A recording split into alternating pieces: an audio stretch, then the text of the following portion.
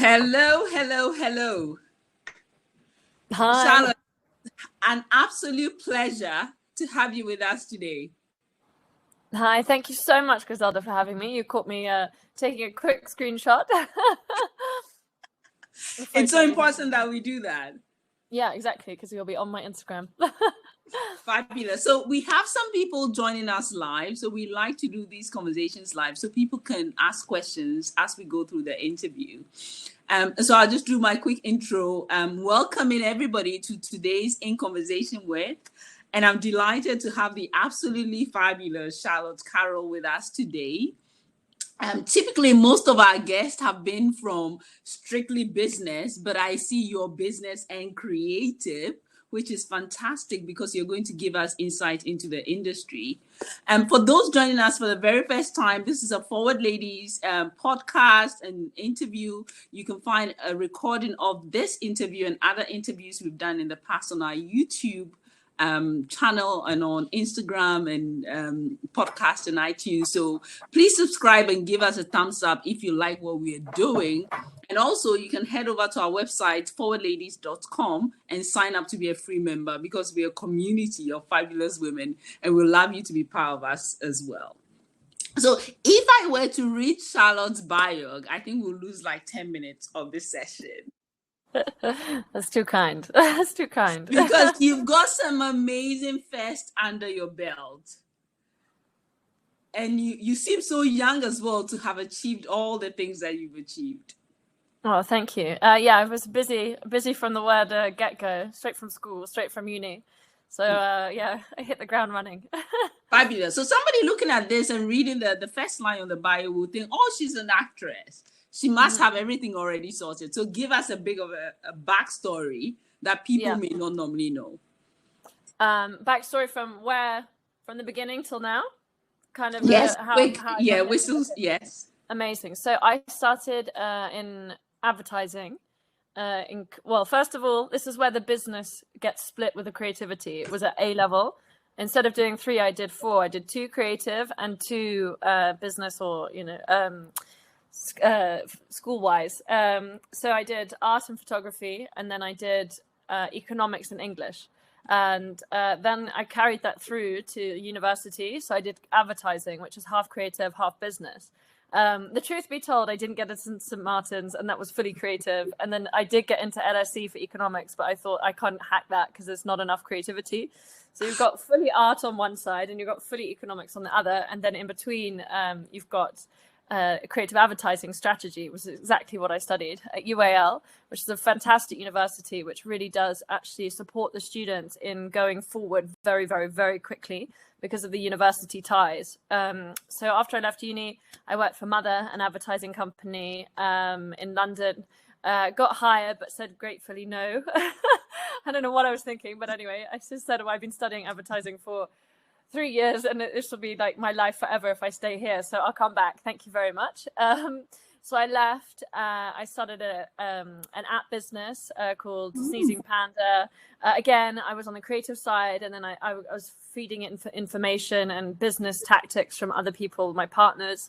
It worked and it didn't work. And I think this is it was an amazing experience to fail so hard on my first thing, because I went into business with friends. I went into business with boyfriend. I hired an agency that I didn't really trust.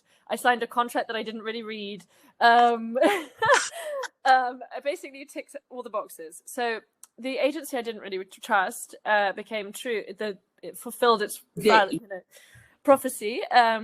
And I then learned from then to trust my instincts. So now, and obviously I fell a few more times to know that if I have like a gut feeling that I should walk away or this isn't quite right, I need like 2 more days to think about this. And if I'm still thinking it's not right, it's just not right. Yes. Because I think when you know to go forward, you're really drawn to it. So it's a yes. If you have to think, I'm not sure, and maybe I can do this to make me like this or make me like this to do this, it's just wrong. Yes. If you have the power, the strength, and the economic situation to walk away, just walk away. And if you don't have the economic situation because it's money and you do need that, try and find a way where you're going to be safeguarded so you can have that money that you need to earn and then go forward. and don't try and put everything in that someone else can take. Wow. So you learn a lot quickly. And then I studied drama in New York at Lee Strasberg. And I had an amazing tutor called Jeffrey Horn, who was one of Marilyn Monroe's boyfriends. At the time, wow. he was 78 when he taught me. So, yeah, he's really cool. So he must be, quite old now. But that intrigues me, Charlotte, about you is you're very business-minded, yet you seem to have this side that's also very creative. And I think typically when you meet people, we are told that you're either a creative person or you're an analytical person, but you seem to have both, and you've developed both sides, I would say, quite successfully. So what led you to go into that training, to go to drama school in New York? So my whole life, I've been dramatic. I was just born with drama. But passion and love and creativity, and I'm dyslexic and dyspraxic. And you're very creative in that mindset. And at school, the academic side of things is very difficult at some stages. So writing and reading, I can do it, of course, and I can read scripts, and that's actually a big pleasure of mine. But give me a novel and I will freak out. Still to this day. So that's why film and acting and all these kind of creative things, they're short briefs. You get given this and I'm like, great, off I go. But, read a novel and write a paper, I would struggle. I mean, I definitely did it at school and I did it at university, and I could do it now, but it's just difficult. And it's something that you don't want to earn a living from if it's difficult. And so just from there, I've always been creative. But then to get the creativity done, you need money, you need funds, and you need to figure that out. And so business comes into that too. And after you've been rejected so many times and then thought of great business plans and they haven't worked out, you kind of figure out what business, I'm still learning, I've still got loads to learn too, what business you want to conduct to make your creativity happen. And also having creative control, which I'm sure you're very aware of, it means that you can then do what you want, but having that means you need to back it up with a business type mind. So it just came with the territory, in short. So you've mentioned a few things about failing and failing quickly and failing hard and learning from the experience. And I know that is something we all struggle with. Failure is very painful when you're going through it, and even when you look back at it. And we tend to feel some shame associated with the failure. But I love how easily you talk about it. So can you tell us how you came to have this positive relationship with failure? Yeah, failure. Okay, this is so embarrassing. I'll just share this. So when I went into the app company that were designing my app, we were designing a panda, and we were told that the panda itself, the CGI panda, could not do a backflip because its skeleton doesn't allow that to happen in the real world. Right. Okay. And we believed it. Right. And we did a few other things like that because the CGI people that we were being, they were they were contracted by us, didn't want to do the work because we didn't like the first panda, so they made up excuses. And I wasn't the only one that believed it because I was younger by like 8 years. The three guys were like, yep, pandas don't do backflips, so we better not do that. No, that's totally not true. How embarrassing is that? So that's not true. That's just not true. And that was a failure. Like, we failed because we didn't trust our instincts, and they're hilarious. And that did lead to the unraveling of the whole geography of the app and all sorts. So I just think when it comes to failures, if you repeat them, then you really know that that's your failure you need to conquer. Yeah. Because you'll fail exactly the same time, or you might invite the same kind of people into your life that mess you around. And you've got to see that very, very quickly and then be like, okay, you're a really fun person, but you're too narcissistic. I'm not going to work with you. And then you're like, okay, fine, I really want to do this, but I'm going to do this. Okay, go this way. And I can honestly say this to you, and I'm probably going to walk out the door and find someone tonight with a great business idea and just sign up. So like, preaching is different. But Yeah, you just Yes. have to, in my belief, you just have to learn really, really quickly. And if you get the chance to be like almost overexposed to opportunities, or you engage with opportunities, like you can be down in the pub, in the restaurant, out in one country, on a plane. Like I pretty much talk to everyone.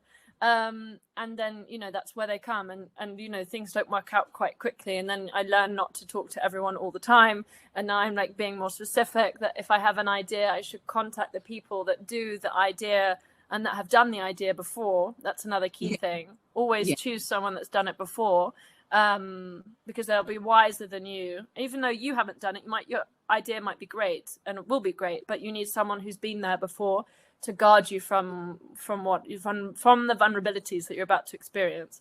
So failures are really interesting, and I think the more dangerous ones are when you put your money behind it. And then if it doesn't work, that's really scary, because then you go under, and then you're living off baked beans, and you're just like, why did I bother doing that? You know, so you just have to protect your downside. My granddad always used to say, if you're going to make a mistake, make sure it's a small one. And by that, he means just protect your downside. So don't remortgage your house, you know, not necessarily.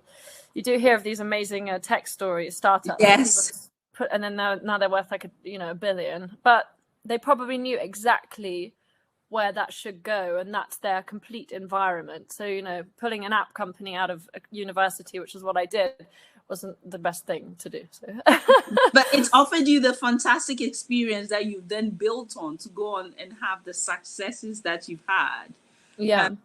And so my sister is an editor, and she lives in Canada, my sister-in-law. Oh, wow. And I know how challenging it is within the industry to get funds to do any kind of, particularly when it's any kind of woke project where you're trying to talk about things that really matter.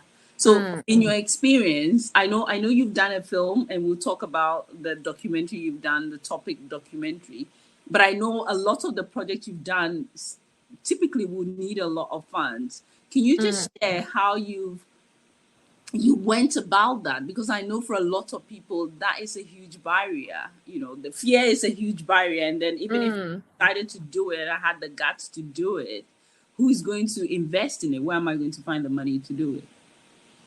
So a lot of filmmakers say credit cards. Don't do that if you can't control your spending. So it's a mixture of a batch. I think fear is definitely the biggest killer of all ideas, because, you know, even I'm fearful of doing some things that I just need to have done like 6 months ago, and I'm going to do it this week. Okay, I'm going to do it. But yeah, you do need investment. For example, we were going to shoot a film that involved traveling to an area where we would need army backup, security, 3 armored vehicles. I mean, just the security alone for 3 days was going to cost 100,000. We ended up not doing the project for various different reasons, but there was another way to do it. It would have been going to the Netherlands and filming the same thing there, but it wasn't. It was to do with interviews, so we could have had the same people, and it was refugee based, and talked to them there, and had heads on screens, not heads on screens in the desert. So you can think about it. So if it costs 100,000, maybe you can make it work for 10. If it costs 10,000, maybe you can make it work for £100. You know, you can always try and find ways. Inevitably, you will always have, you know, things that can't move. And then go to grants, potentially do credit cards if it's like a short thing. Sorry, guys, don't do that. Don't do that. I've heard so many people do that. And then when you're going to investors, make sure that you have a clear idea of what your idea is. Sound totally confident in the world that you're going to live in, and really back it up. If you don't know what you're talking about, why should they give you their money? And it's about building a network. If it is about film, Red Crayon was amazing experience. It was privately invested by 4 people, 1 myself, and then 3 others. And I took a deck to people, and I showed them the story, the outline, and my vision, and they backed it with their money. And short films are an incredible experience because you get to play with these numbers, and you get to play with the I was directing, but you get to play with the cast and everything, and it's a lot of adrenaline. There was a point, Red Crayon is set from an experience that I had in Jordan, in Zatari, in a refugee camp, and it's about PTSD in children, and how they don't talk. And it's a known fact that refugee children don't talk in the camps as soon as they come in, because they're so scared to make a noise and what's happened around the noise. But if you give them a crayon, they'll happily draw out what they've seen. What they've seen is covered in blood, and what they do is they use the red crayon. So it was working backwards, and that's why it's called Red Crayon. And the red crayon was missing. I'm giving away my whole film. Was missing in the crayon pot because it was the most used crayon. It's a 5-minute film with no dialogue. I was incredibly lucky and grateful to work with the greats. I don't know if you know Peter Shazitsky and Adam Shazitsky. So Peter was the DOP on Empire Strikes Back, and Adam is a DOP on Yellowstone and all these Hollywood fantastical things. He is incredibly talented, and he was the DOP, which is director of photography on my film, which gives my film the vision, the feel of what it looks like. So it could be black and white or it could be color. That's the DOP's choice as well as mine. And then the editor was Andrea Arnold's editor, and Andrea Arnold obviously won BAFTAs and Oscars for American Honey, Fish Tank, and her editor was Rebecca Lloyd, who was an incredibly amazing woman. She's an editor in her own company, and she just edits genius, and she edited my first film. So I was incredibly lucky and in a hugely safe space to be able to be creative, because I had these people around me that really, really well seasoned, and I was incredibly grateful. And then I moved on to my second film, which is A Youth, which is again about a refugee. It's a documentary this time, and it's about a rapper called Payman, who is an incredible person and has survived and been through a lot, and let us in to his family and the journey of being divided and trying to overcome this limbo that a youth person is stuck into, a youthful person is stuck in. And what happens is he can't be reconciled with his family, and we follow that journey. I didn't direct it. Giorgio Bossisio directed it. Afolabi Kuti was also my producing partner, and we got all the way from 30,000 films to we just got knocked out before the nomination of BAFTA. So we had like 30,000 to 600 to 30, and then from 30 would be 5 if it's the nomination, and then 1 would be the win. And we just got knocked out before that 5 thing. But that's my second film.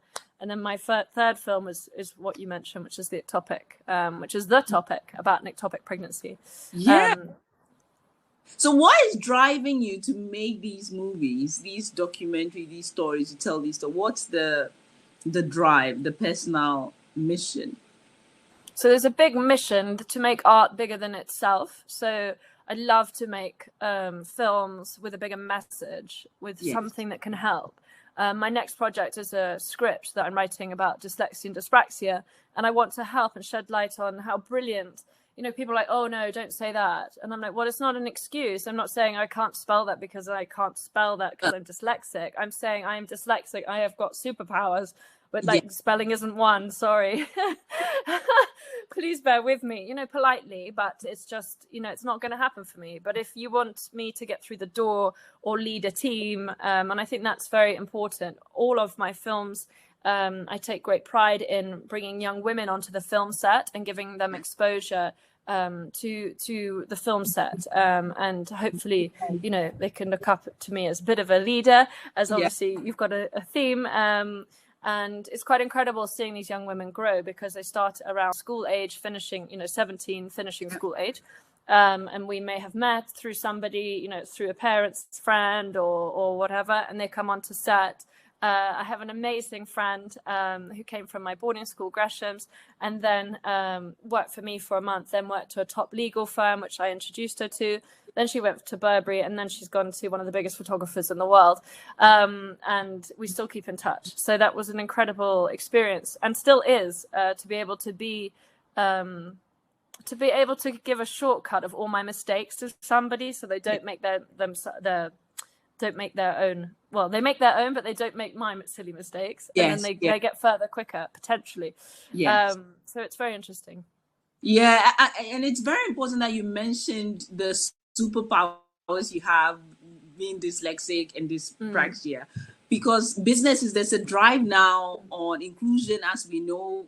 It started with Me Too, George Floyd. There's all that happening, and businesses, some businesses, I wouldn't say all, but genuinely want to encourage inclusion within their businesses. So for someone like you, who, like you said, might not be able to spell a word, so if that's your criteria for getting people on this project, then count me out. How can businesses identify and tap into talent like yours, because it comes looking a bit differently and they're not able to understand it? I think the world is changing rapidly. It's not changing fast enough in a weird way. It's rapid, but it's not fast enough. So it's different. I think you're right. If you have to be specific to what task you need filled by somebody, if you'd want me for reading, then perhaps it's not my strongest suit. But if you want me to help negotiate or manage crisis in 5 minutes, then I can do it. There's strengths and weaknesses to everyone. And before it was you're stupid or you're smart. Yes. And that's like so not now. It's like you're not good at this. Okay, that's fine. That's not hurtful. That's the truth. But you're really strong at this. So focus this way. And I think anybody that makes those mistakes that I mentioned before about repeating mistakes, if you keep repeating those mistakes, understand, is it psychological, going deeper into psychology, but do you have trauma from other things that you can't ask for help? Is that a parent relationship or a sister-brother situation? Then asking for things isn't going to be your strong point. Or is it spelling, and then you shouldn't go for a secretarial job? If I had to do that, and that's the other thing about being dyslexic and dyspraxic, you can't really start from the bottom and work your way up, because you can't get up. I love that. Spell. Oh my God. Yes. So you have to kind of go sideways diagonal, and hope that someone believes in you, like a little steps in weird ways. Because to get coffee for a discount, if I was assisting, then you would get me, you would hire me, I would get you a discount on your coffee. Oh my God. To spell like, can I have a coffee? No, you wouldn't get coffee. And I think that's an important thing. So the more you listen to people, and really listen, not like just a general conversation, really see their strengths and plays, and then use those to advance your company, and then you can all build something better and stronger together. I'm really, really loving what you've just said about focusing on people's strengths. I think sometimes the interview process, as it currently stands, is to identify people's weaknesses and weed them out. We don't focus enough on the strengths that people are bringing in. So as a culture, we are collectively constantly pointing out people's weaknesses and their inadequacies. So we women and the young women are so filled with self-doubt, because they have this idea of what strength and success and intelligence looks like. Whereas everybody comes with something special. So how do we bring out that special quality in that person? And I love how you said it. I can't spell you coffee, but I can get you a discount for coffee. And that's the person I want to work with. The people who can get me the discount. We have some fantastic comments coming in, Charlotte. So I'll just read some. I love the superpowers comments. Treat yourself as an individual and get to know the real person to help the world of work get better. And that's from Tina. JJ says, love the shortcut, your comments around shortcuts and the mistakes that you've made, so that others don't make the same mistakes as well. And Martina loves the reflections on failure and how we reframe in it. And I think that's a conversation that doesn't happen enough sometimes. And Jane has a question for you around safeguarding yourself going into business with someone else, So how do you protect yourself to make it work better? Okay, from my humble opinion, and I've got a lot left to go, so please take this with a pinch of salt. Yes. The ideas that you found too easily with other people are either ideas you should do by yourself, and you'll find your way by yourself, and I'll explain what I mean, or you just don't do them. So if you are at the pub and it is 3 a.m. and you've had too much to drink and you think your best friend and you should go into business, and that is where it started from, I will probably bet that that's where it will end. So better to stay away. If you have inspiration at lunch with them and you talk about it and you don't live together, or you have lived together and you know you can't live together, just be really realistic, I think, is what I'm trying to go for. Your friends are your friends. They're not necessarily business partners. You shouldn't be, I say you shouldn't, again, please, this is just from my point of view. But if you're very similar and you're like, oh my God, we get on so well and we do this together and this together and this together, that's pointless, because then you can just be each other. You actually need somebody who's going to slot in to what you can't do, and that they're happy to do that. So for me, I need a spell checker when I write a script. So if I have a writing partner, I would love them not to be, not to be dyslexic, probably.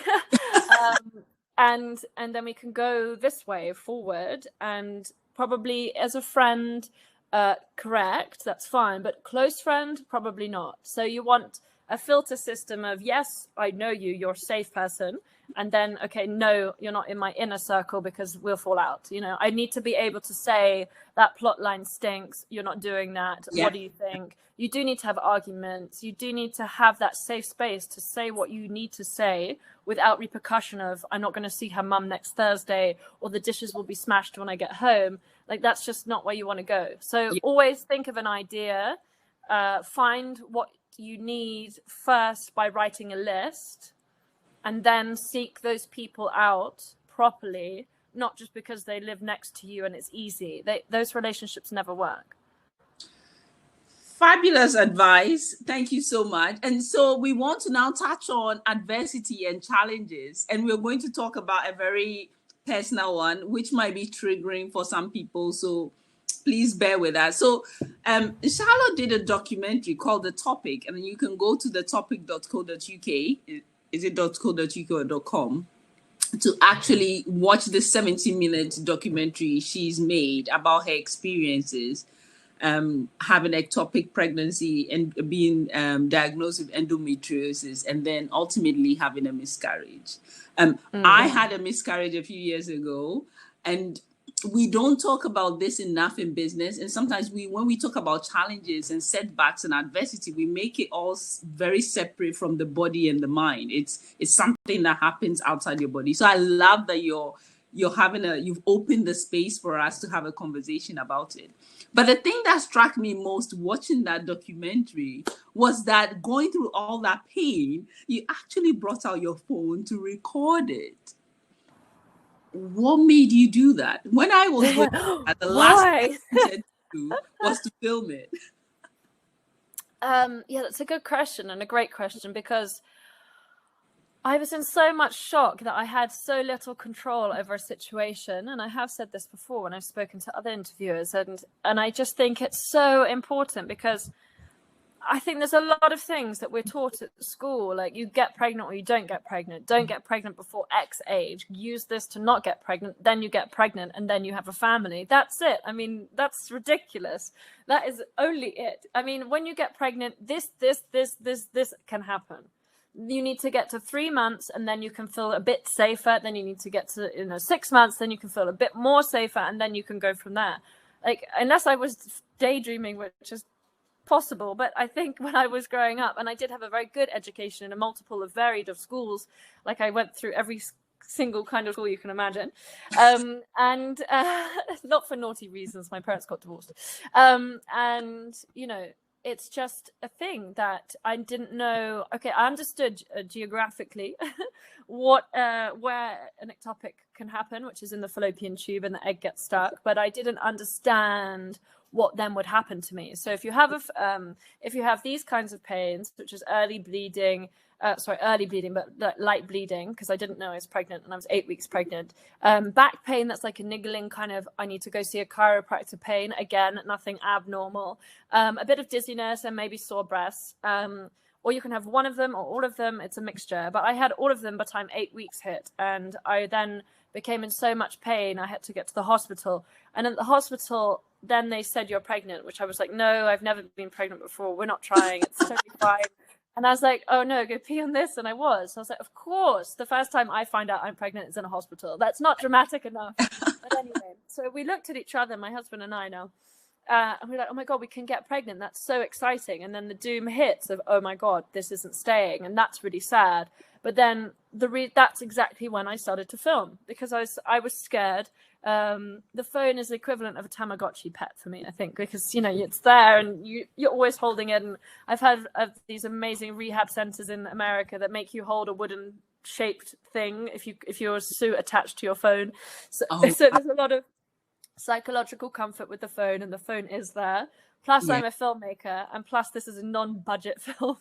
There's no budget. So I think, okay, my main aim was trauma, and I've been reading an amazing book that we'll come to later, can black out your memory of when things happen and not happen. And I thought, I'm going to record this so I can see how I feel for myself later, because I'm not going to remember. I know this is happening so quickly. I'm in a hospital, I'm in an ambulance, I'm in another one, I'm in another hospital, then I'm on the floor being carried up, and then it's a heat wave, and then, you know, I can't even walk. They won't allow me in case it bursts, and then they had to like queue me up for surgery, which then took 3 days, because obviously it happened on a bank holiday Friday on a heat wave, and my point is it's just there. And then I thought, okay, well, if I got this footage for myself to learn from, maybe I could help others shed this light.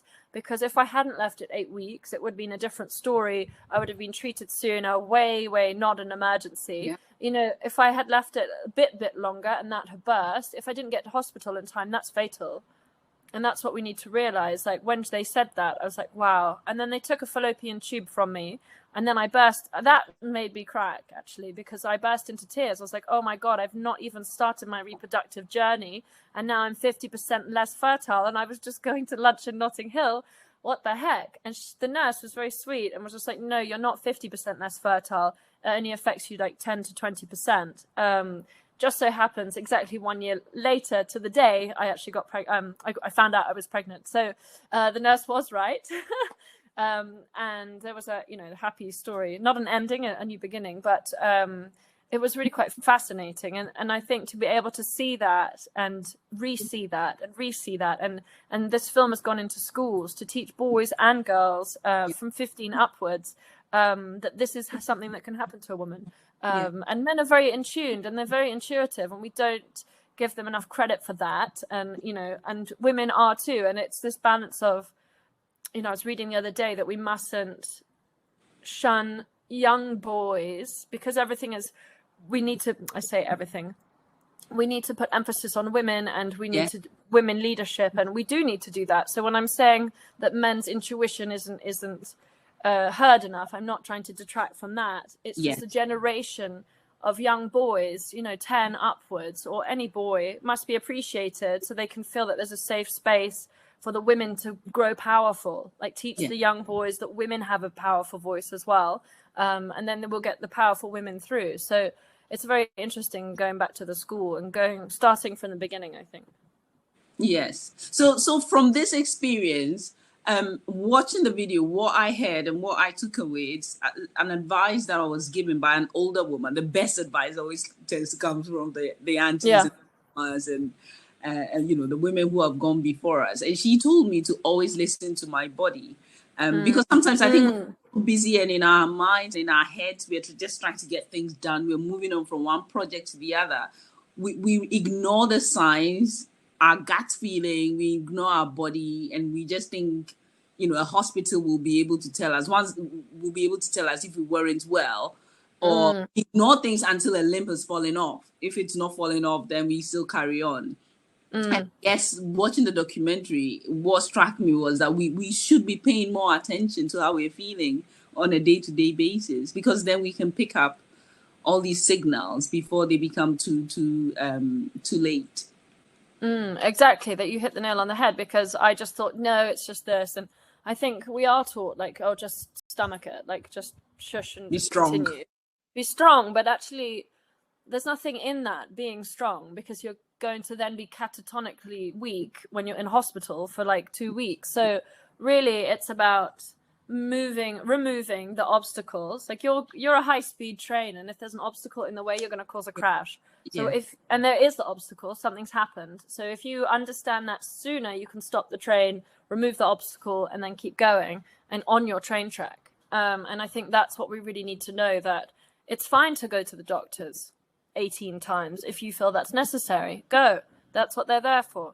And we're in a situation in a country that allows that to be possible. So use it. And if you don't feel that you're getting received well by your GP, you know, they are extremely overstretched at the moment, especially, and they've been doing wonderful jobs, but they might be not the right person for you. Change doctor. Just change doctor, and then change doctor again. You know, again, I'm not a medical person, so please don't quote me on this. But if you feel that you're not being listened to, maybe you don't have to change doctor, but find another one to complement that. At least see 3. I think the rule of 3 is good. Yes. So I wanted to then go on to your routine, because you're refreshed and well rested, and obviously you're doing important work, so you're being productive as well. I'm really curious about what makes people show up as their best self. So can you share with us your morning routine? What time do you get up? What do you normally do? And how? The trick is there's no routine. I'd love to say I have a routine, but I'm struggling getting my baby into a routine. So no, I haven't got a routine, but I do have things that,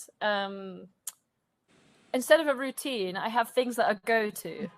Right. So if I'm sick, I have like something very, very garlicky and chili to get it out. If I know that I'm getting a bit of, if I need things, I've got eye drops, and I've got structures around me that keep me going. I think that's the better thing.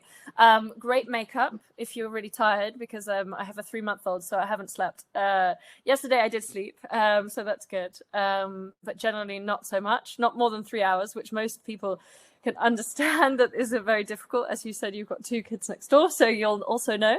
But I think just like a flavor for life. Like, I love traveling, and I've got my go-to luggage. I think their objects seem to be my routine, which seems very very shallow, but there's no routine.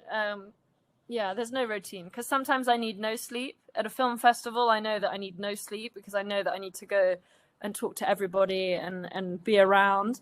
At home, there is much more sleep, so I think I've got mindsets. Right. Yeah, mindsets instead of routines. But I can't let this go. How can you go without sleeping at a film festival? I mean, how do you make that happen? I need sleep whether I'm at a film festival. Adrenaline. Oh my God, that is crazy. No, you do sleep, but not really. It's just because it depends what you're doing. If there's an aim to sell a film or be around this kind of environment, the one who sleeps first loses. I mean, maybe it's changed since I started doing it, which was a few years ago, but not really. So, people, you just adapt. Maybe that's what I'm trying to say. Yes. You have seasons where you're working full throttle, and you have seasons where it's rest period. Yeah. And take the rest. Yeah. And don't be ashamed to be like, I need a nap. Just go. Fabulous. Take the nap. Yeah. So we tend to end on a book recommendation, Charlotte. Do you have any book you're reading now, or any book that's really changed your mindset? So there's a book called The Body Keeps the Score. It's quite heavy. I've read loads of plays that aren't so heavy, but The Body Keeps the Score is a book about trauma, and it's very useful in understanding the psychological reasons behind some things that I've found. I'm very into psychology as well as creativity, and I think that's probably what bridges the gap between my analytical brain and my creative brain, is the psychology of why we would choose that creative thing. Why would we choose yellow over blue? Why do we choose this over this? And psychologically, I'm very into exploring that. And I think once, as a person, you understand your foundations, then you know where you can build from. Yes, I love that. As a person, once you understand your values, then you know your strengths, you know what you can bring to the table, and you value yourself a lot more as well. Yeah. So, Charlotte, thank you so much for making time for us. With a baby just next door, I always tell people when my kids were under the age of 1, I never left the house. I was just so overwhelmed with the whole process. So I'm really impressed that you're up and about working already. So thank you. So much. And if anyone wants to connect with Charlotte, she's on Instagram and on LinkedIn. And Instagram only. Yes, Instagram only. And she's got several websites for all the fantastic projects that she's doing. And we are also going to be recorded. It's recorded. And we're going to upload it to YouTube and Spotify and iTunes. So you can share that as well with other women in your life and some young boys as well. So Charlotte, thank you so much. It's been such a pleasure, so refreshing as well to talk to you. I'll be watching you to see what else you come up with. And please do come back and see us once you've got some fantastic project again in the pipeline. I will, and thank you so much for having me. And you're a Wonder Woman. You've got 2 kids and you're working fantastically well. So thank you so much. Yeah, it's a real pleasure being on. Yeah, you can follow me at Charlotte C. Carroll on Instagram. And my next film is This Is Night Mail, and I play a magazine editor. So yeah, wish me luck. And please get some sleep. Okay, that I'll try. All right. Bye-bye. Okay, thank you. Bye. Thank you so much for joining us. Thank you. Bye.